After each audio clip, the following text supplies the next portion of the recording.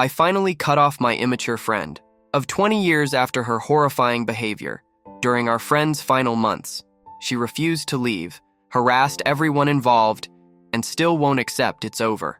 Months after the funeral, I, 34F, had a close friend, Delilah, 33F, since high school. We were inseparable for about 10 years, but as we got older, I grew up and she didn't. I started spending less time with her about 8 years ago. Now I realize I should have cut her off completely years ago. What happened last week was the final straw. Delilah and I met in sophomore year of high school. She was always the life of the party, loud, always cracking jokes, and seemed to know everyone. We clicked right away and became best friends through the rest of high school and college. We did everything together, shared clothes, studied together, went to parties, the works. Back then, her energy and carefree attitude seemed fun. Now I see it was immaturity that never improved. After college, I got a job in marketing, started building a career, got my own place, and generally built an adult life. Delilah bounced between retail jobs, lived with roommates or her parents, and still acted like we were 19. She expected everyone to drop everything when she wanted attention. She borrowed money and rarely paid it back. She made scenes in public places. Her behavior was exhausting. I started pulling away gradually. I'd make excuses not to meet one-on-one and only saw her in group settings with our other friends. The distance helped my stress levels tremendously. Our other friends noticed the change too, but most of them enabled her behavior. One thing that's always been difficult is traveling with Delilah. She can't sit still, doesn't respect personal space, and there's always some kind of drama. The last successful trip we had was a road trip with 4 friends about 9 years ago, and even then there were incidents. 5 years ago, I flew with Delilah to Seattle to visit some college friends. It was a nightmare from start to finish. We had a 6-hour flight. I brought a novel and my Nintendo Switch. Delilah brought headphones and her iPad loaded with movies. Yet somehow she couldn't entertain herself for even an hour. She kept poking me, talking over my headphones, and bothering the businessman sitting on her other side. I tried to ignore her, but she just got louder. When we landed and got to the hotel, Delilah suddenly announced she thought I was paying for the whole room. Her reasoning?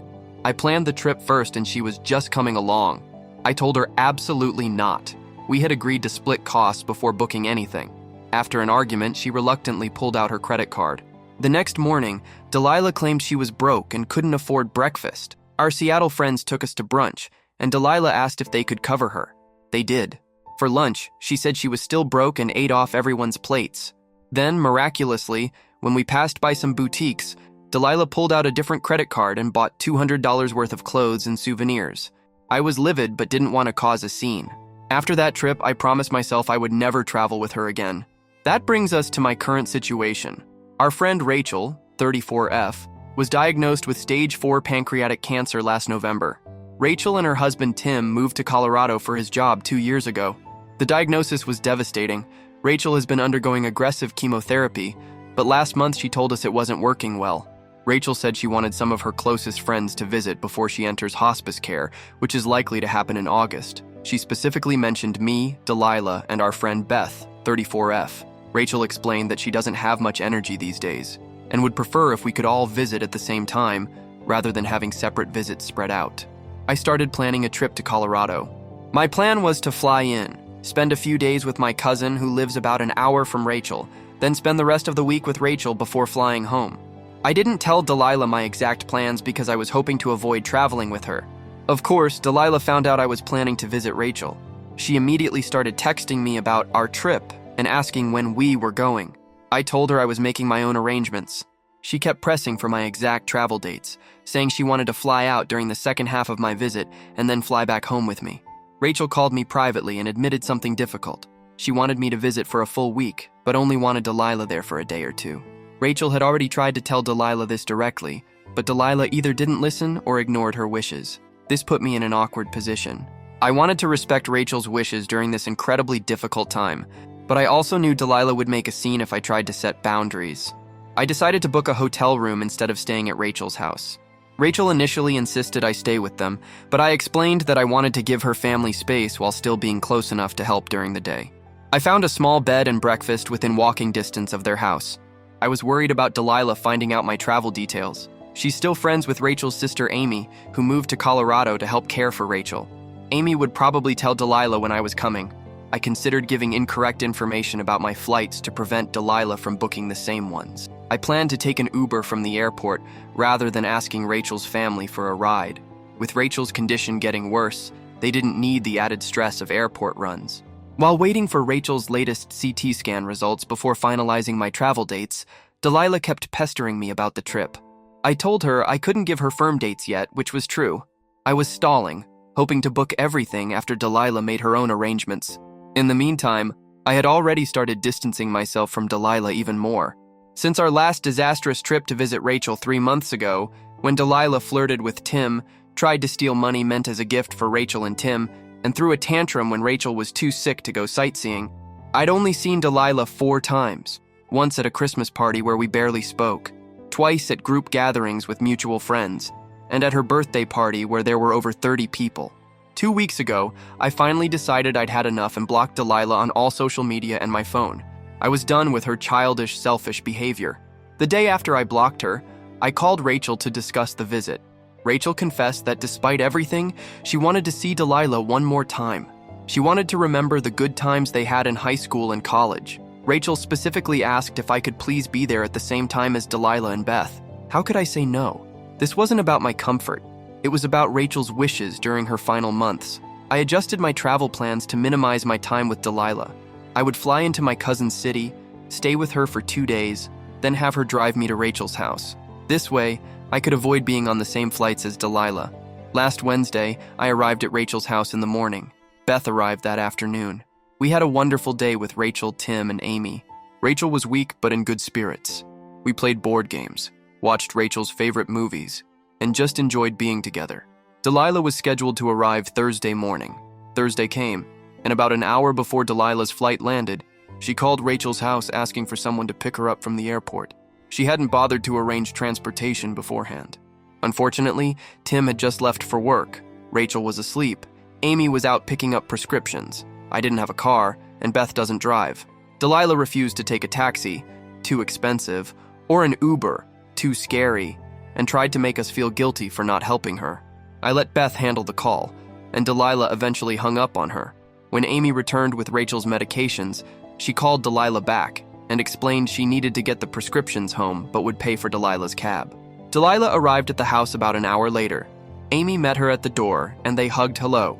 During the hug, Delilah sneezed twice and casually mentioned her bad summer allergies. As Amy helped Delilah get her luggage from the cab, something made Amy look at Delilah more closely. Delilah wasn't suffering from allergies, she was clearly sick. She had a runny nose, was coughing, and looked feverish. Amy immediately realized what this meant. Delilah, while visibly ill, had just hugged one of Rachel's main caregivers. With Rachel's compromised immune system from cancer treatments, this was extremely dangerous. Amy started raising her voice, telling Delilah she couldn't come inside while sick. Delilah yelled back that she had paid for this trip, and this might be her last chance to see Rachel. When Delilah tried to push past Amy toward the door, Beth and I stepped onto the porch to block her entry. Amy told Delilah she needed to leave, find a hotel, and could only visit if she recovered before her flight home. Delilah claimed she didn't have money for a hotel, said we were being horrible friends, and demanded to see Rachel.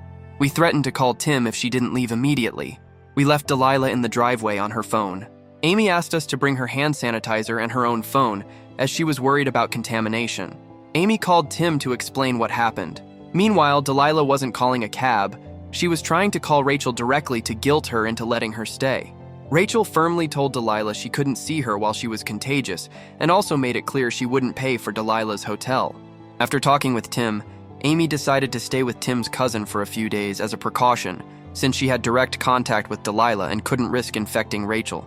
It might have been overcautious, but with Rachel's condition, we couldn't take chances. Beth and I waited until Delilah got into a cab and left. Amy packed a bag for her temporary stay elsewhere.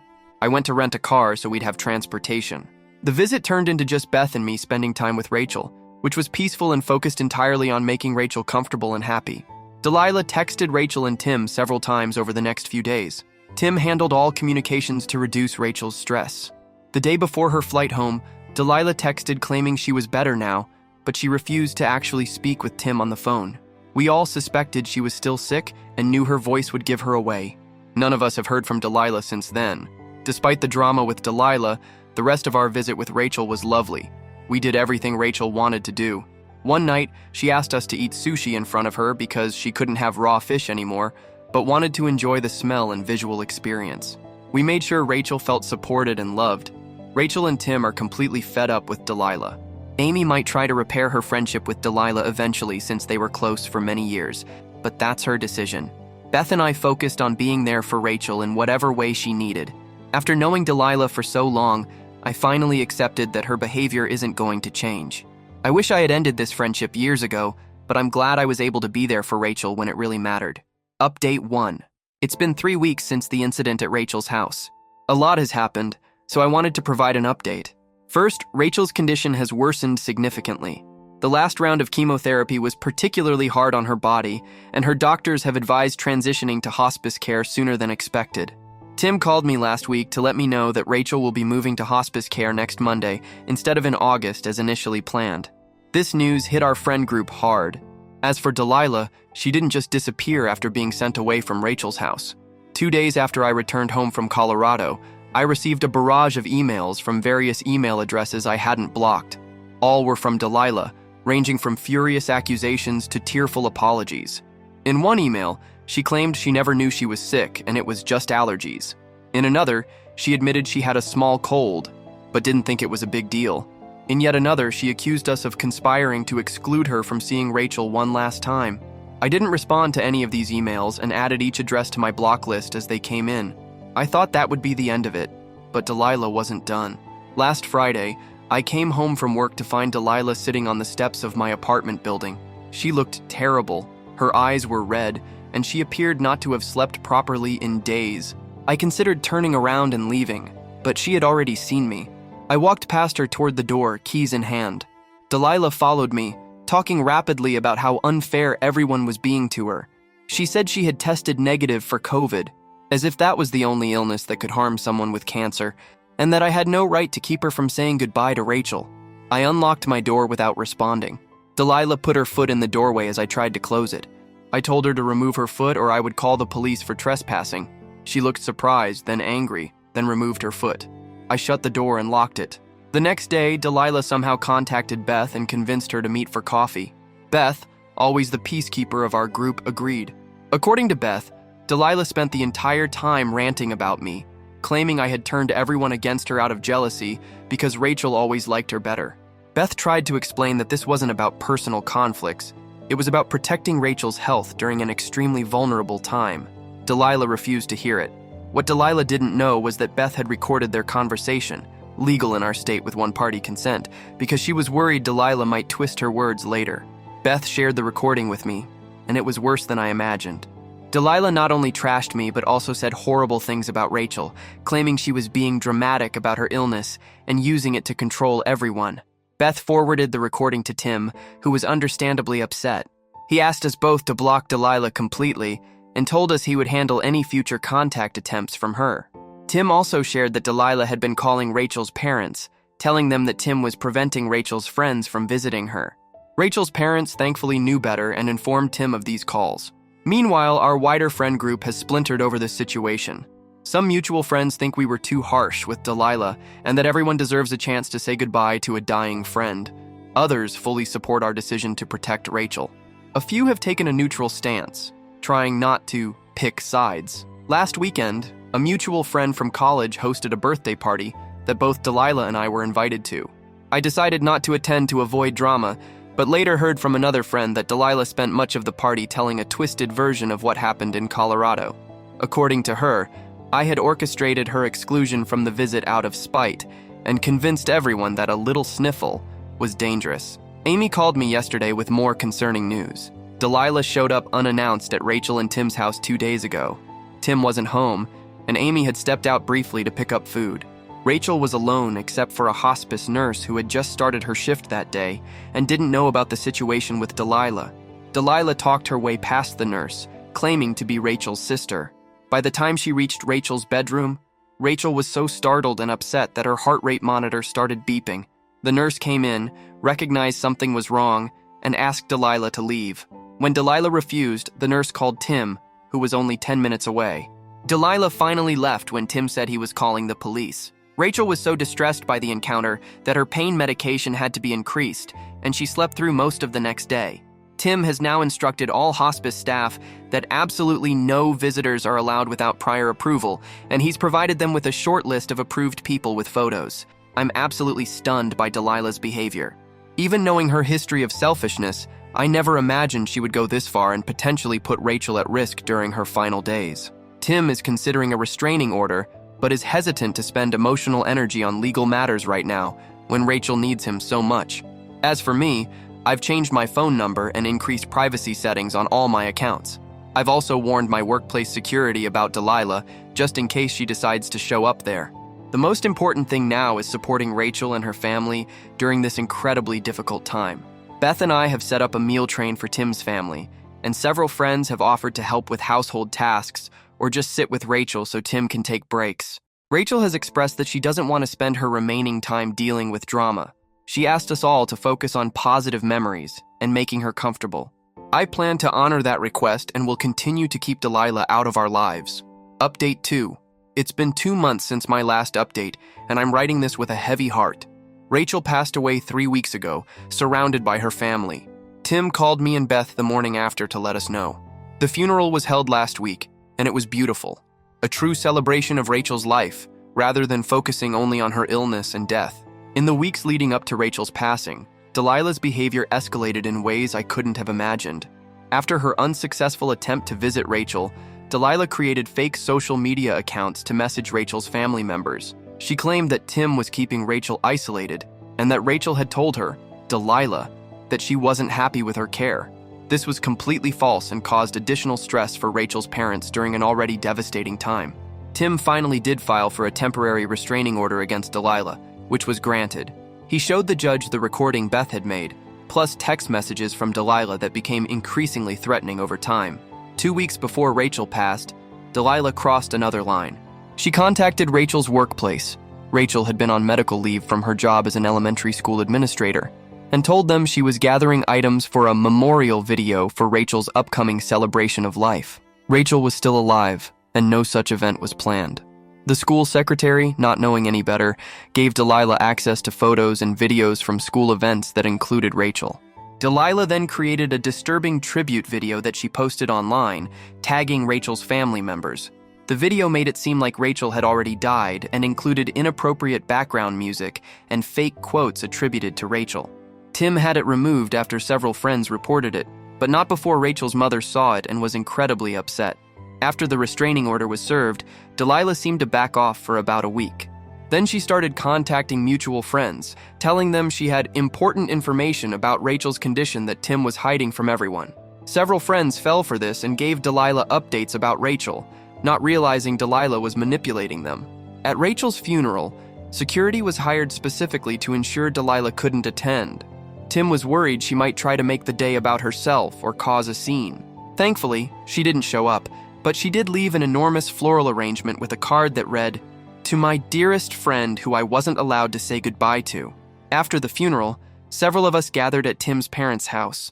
During this gathering, Amy revealed something that explained a lot about Delilah's recent behavior. Apparently back in college, Delilah had briefly dated Tim during a period when he and Rachel were on a break.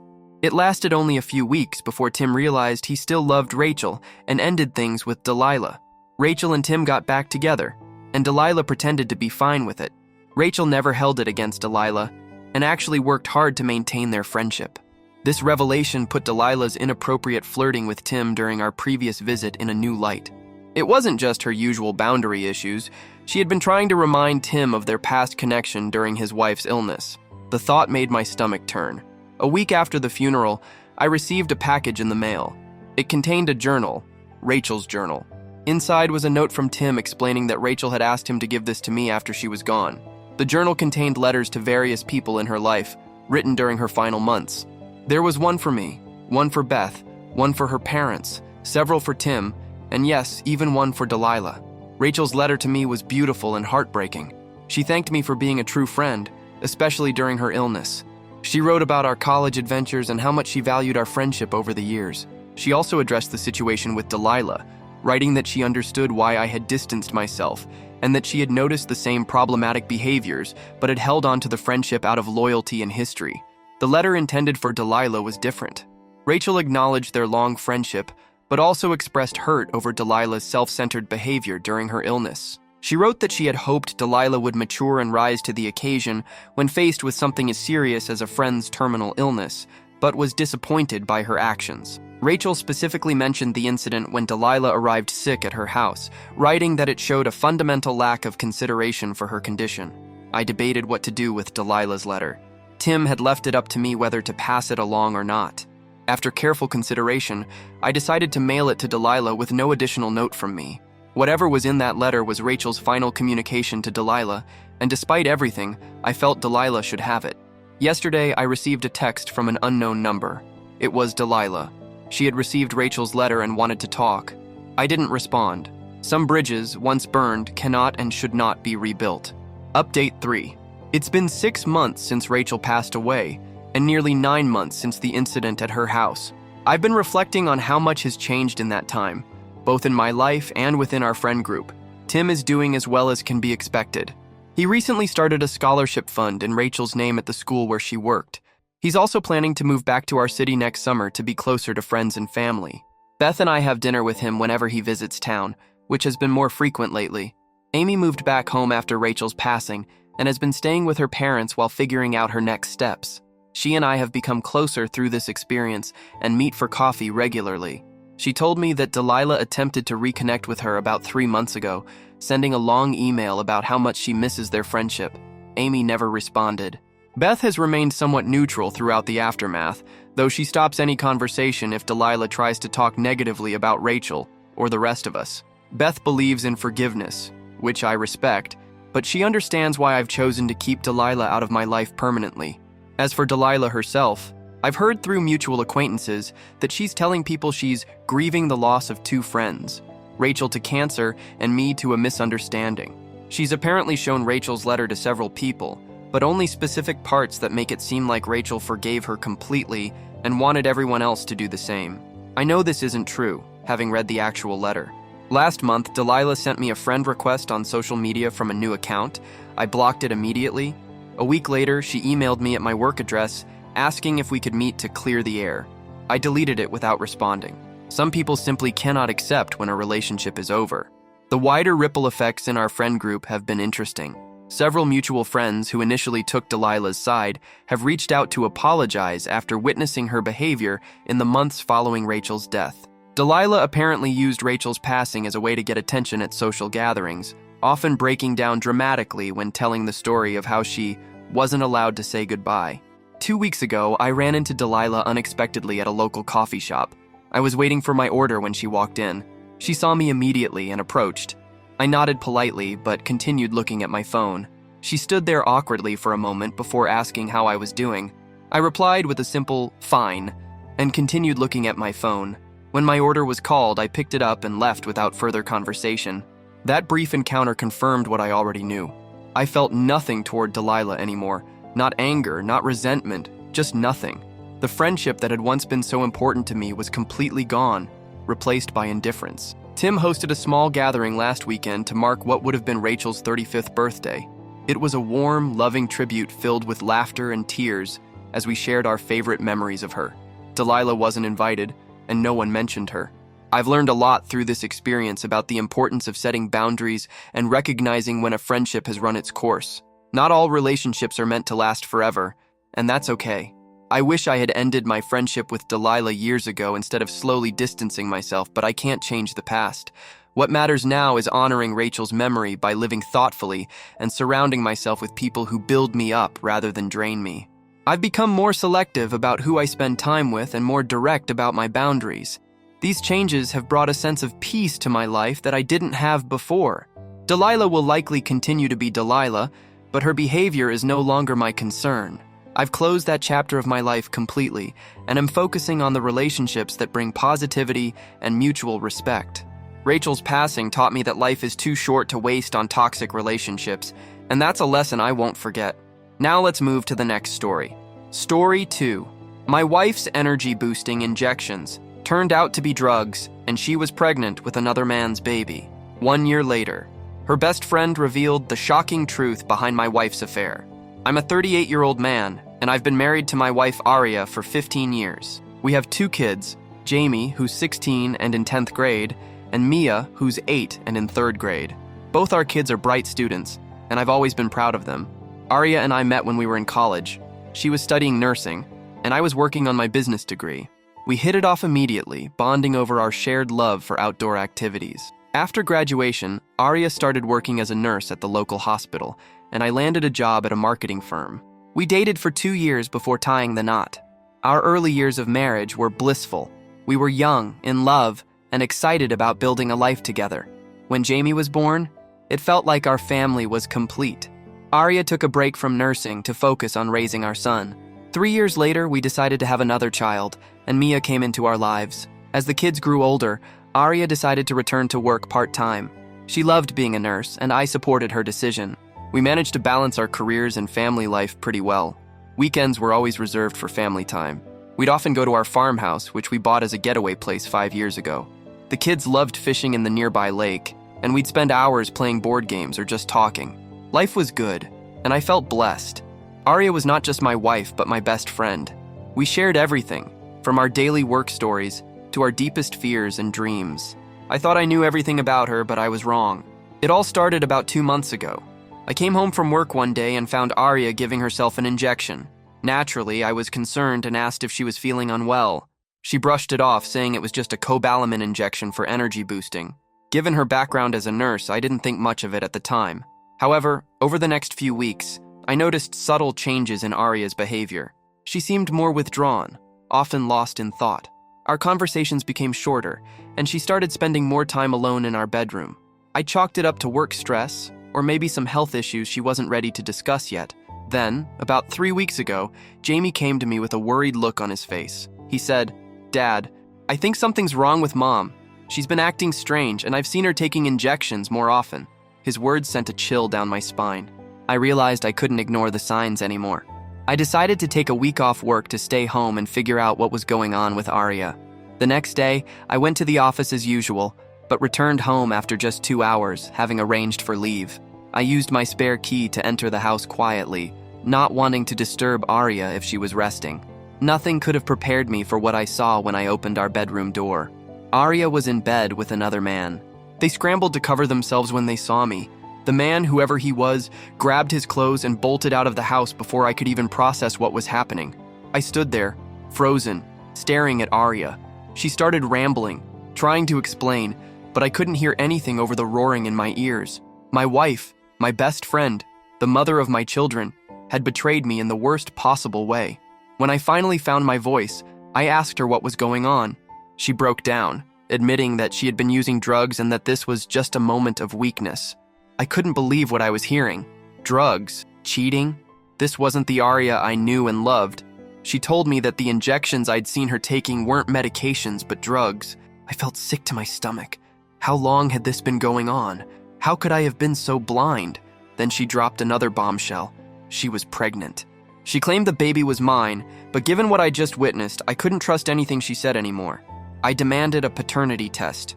The next few days were a blur. I moved into the guest room, unable to look at Aria without feeling a mix of anger, betrayal, and heartbreak. We told the kids we were going through some adult problems and tried to keep things as normal as possible for them. When the paternity test results came back, my world shattered all over again. I wasn't the father. Aria begged for forgiveness, offering to abort the baby and swearing she'd never cheat again, but the trust was gone. I couldn't look at her without seeing her in bed with another man. I filed for divorce. It wasn't an easy decision, especially considering our kids, but I couldn't stay in a marriage built on lies. Aria moved out to stay with her parents. I hired a maid to help look after the kids while I was at work, and I've been doing my best to give them extra attention and love. It's been tough explaining the situation to Jamie and Mia. They're confused and hurt, and it breaks my heart to see them struggling. I'm trying to be both mother and father to them now, but it's not easy. I'm still processing everything that's happened. Some days I wake up hoping it was all a bad dream, but then reality hits, and I have to face another day in this new, broken version of my life. I don't know what the future holds, but I'm determined to be strong for my kids. They're my priority now, and I'll do whatever it takes to make sure they feel loved and secure. As for Arya, I don't know if I'll ever be able to forgive her. Right now, I'm just focused on getting through each day and rebuilding our lives, one step at a time. First update. It's been about 6 months since I discovered Arya's infidelity and drug use, and subsequently filed for divorce. These months have been a roller coaster of emotions and challenges, but I'm slowly finding my footing in this new reality. Arya hasn't made things easy. For weeks after moving out, she called incessantly, begging for forgiveness and another chance. I had to block her number for my own peace of mind. She then started showing up at my workplace, causing scenes that were embarrassing and disruptive. My boss was understanding, but I could tell my colleagues were gossiping. I finally had to tell both sets of parents what had happened. My parents were devastated but supportive. They've been a great help with the kids, often coming over to babysit or just spend time with them. Arya's parents, on the other hand, were a different story. They couldn't believe their daughter would do such a thing, and initially blamed me for not taking better care of her. They demanded that I give Arya visitation rights to see the kids. I stood my ground. I told them in no uncertain terms that I wouldn't allow a drug addict near my children. It might sound harsh, but my kids' safety and well-being come first. This led to a huge falling out with Arya's parents. They've cut off all communication with me and my family. The kids have been struggling, especially Mia. She doesn't fully understand why her mom isn't around anymore. Jamie, being older, has a better grasp of the situation, but I can see the hurt and confusion in his eyes. I've arranged for them to see a child psychologist to help them process everything. One night, about 2 months ago, things took a turn for the worse. I was helping Mia with her homework when we heard a loud crash from the living room. I rushed out to find Arya had broken in through a window. She was clearly high, her eyes wild and unfocused. She started screaming that she wanted to see her kids. I immediately called the police while trying to keep Arya away from the kids' rooms. She became more agitated, yelling obscenities and accusing me of turning the kids against her. Jamie and Mia, woken by the commotion, came out of their rooms. The look of shock and fear on their faces when they saw their mother in that state is something I'll never forget. When the police arrived, Arya tried to fight them off. They had to restrain her to get her out of the house. The kids were terrified, and it took hours to calm them down. That night, as I held my crying daughter and tried to comfort my shaken son, I knew I had to take more drastic measures. The next day, I filed for a restraining order against Arya. It was granted given the break-in and her erratic behavior. I also hired a security company to install a better alarm system and cameras around the house. It saddened me that I had to take such steps against the woman I once loved, but I had to protect my children. This incident, as traumatic as it was, seemed to be a turning point for the kids. They started to understand why I had to keep their mother away. Jamie, in particular, has become more protective of Mia and helps out more around the house. I've thrown myself into being the best single dad I can be. I've learned to braid Mia's hair. YouTube tutorials are a lifesaver. And I never miss Jamie's soccer games. We have a new routine now: family movie nights on Fridays, pancake breakfasts on Saturdays, and long walks in the park on Sundays. It's not the life I imagined, but we're making it work. Work has been understanding, allowing me to have a more flexible schedule. I'm grateful for that, as it allows me to be there for the kids more. I've also joined a support group for single parents, which has been helpful. It's comforting to know I'm not alone in this struggle. As for my personal life, I'm not ready to even think about dating again. My focus is entirely on my kids and healing. Some friends have suggested I try therapy, but I'm not there yet. For now, I'm taking it one day at a time, trying to rebuild our lives and find a new normal. The road ahead is still long and uncertain, but I'm determined to make it through for my kids. They deserve all the love and stability I can give them. And slowly, day by day, we're healing and moving forward. Second update. It's been a year since my world turned upside down, and I'm writing this update from a place I never thought I'd be, a place of cautious hope. About 3 months ago, I received a call from Arya's sister. She informed me that Arya had finally agreed to enter a rehabilitation program. The news stirred up a mix of emotions: relief, anger, sadness, and a tiny flicker of hope. Not hope for reconciliation, but hope that maybe, just maybe, my kids might one day have a healthy relationship with their mother. I decided not to tell the kids about Arya's rehab immediately. They were just starting to settle into our new normal, and I didn't want to disrupt that fragile peace. Jamie had joined the school's debate team and was thriving. Mia had made new friends in her art class and was always excited to show me her latest creations. Seeing them smile again was the best part of my days. Then, about a month ago, something unexpected happened. I ran into Emily, one of Arya's closest friends, at the grocery store. I hadn't seen or spoken to her since the divorce. She asked if we could talk, and against my better judgment, I agreed to meet her for coffee. What Emily told me shook me to my core. She revealed that the man Arya had cheated with was her ex-boyfriend from college. Apparently, Arya had bumped into him while shopping about a year and a half ago. Emily, racked with guilt, admitted that she had encouraged Arya to reconnect with her ex. I was stunned. "Why would you do that?" I asked, struggling to keep my voice down in the crowded cafe. Emily's next words left me speechless. With tears in her eyes, she confessed that she had always had feelings for me. She thought that if Arya strayed, it might give her a chance with me. She never imagined it would lead to drug addiction and the destruction of our family. I left the cafe in a daze, my mind reeling from this new information. Part of me was furious with Emily for her role in this mess. Another part of me pitied her for carrying this guilt for so long. But mostly I felt a renewed sense of loss for the life we once had. That night, after the kids were in bed, I allowed myself to really think about Arya for the first time in months. I remembered the good times, our first date, our wedding day, the births of our children. I found myself missing the woman she used to be, the life we had built together. But then I remembered the betrayal, the lies, the drugs, and I knew that there was no going back. The next day, I decided it was time to tell the kids about their mother's rehab. I sat them down after dinner and gently explained the situation. Jamie, ever the pragmatist, asked if this meant they would be seeing their mom soon. Mia's eyes lit up at the possibility. I had to carefully explain that rehab was just the first step, and that we would have to wait and see how things progressed. As for me, I'm still processing everything. The revelation about Emily and Arya's ex added a new layer of complexity to an already complicated situation. I've cut off all contact with Emily. Her actions, no matter how remorseful she might be now, played a part in destroying my family. I still have no intention of reconciling with Arya. The trust is gone, and I don't think it can ever be fully rebuilt. But I'm starting to think about the possibility of co-parenting in the future. If Arya can stay clean and prove herself responsible. For now, I'm continuing to focus on the kids and myself. I've started jogging in the mornings. It helps clear my head and gives me some much-needed alone time. I'm also considering taking up painting.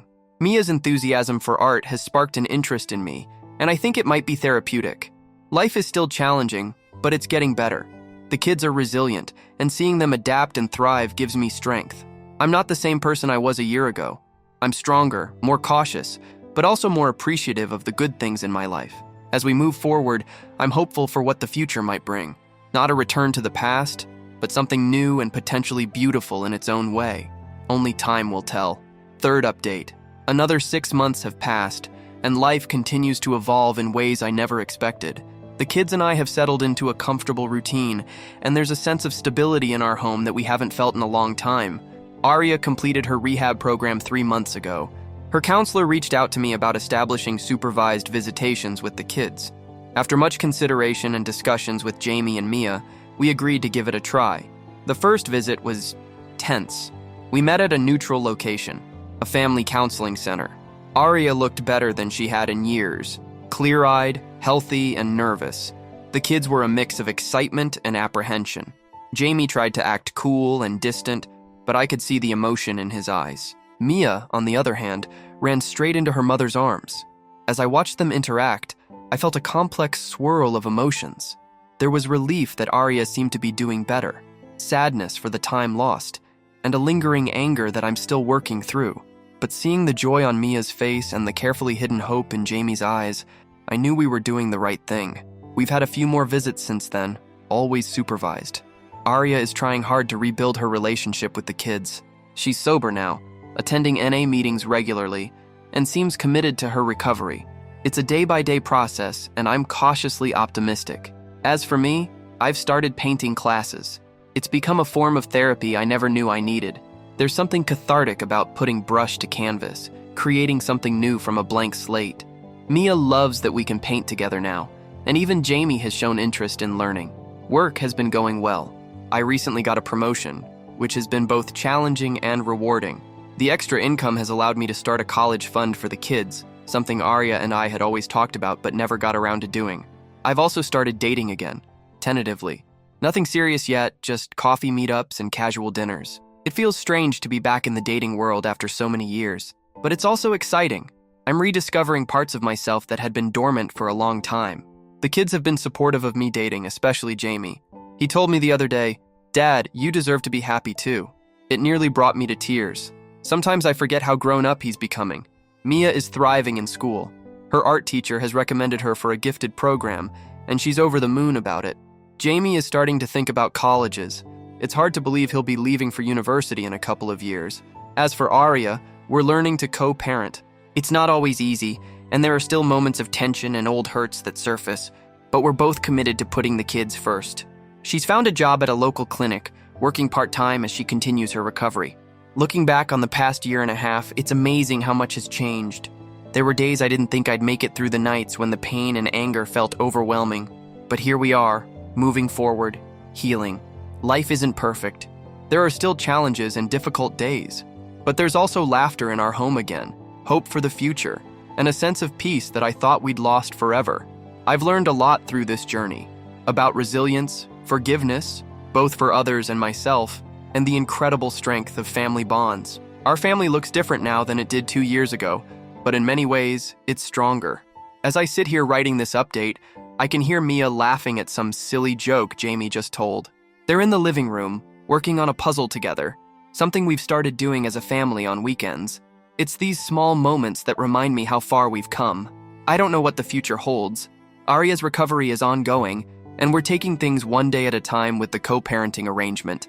My own journey of healing and self-discovery continues, but for the first time in a long time, I'm excited about what's to come. To anyone out there going through something similar, hang in there. It gets better. It may not be the life you planned, but there can be beauty and joy in the new path you forge.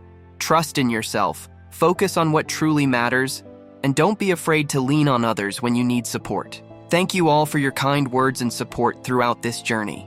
Your encouragement has meant more than you know. Here's to new beginnings and the strength we find in life's unexpected turns.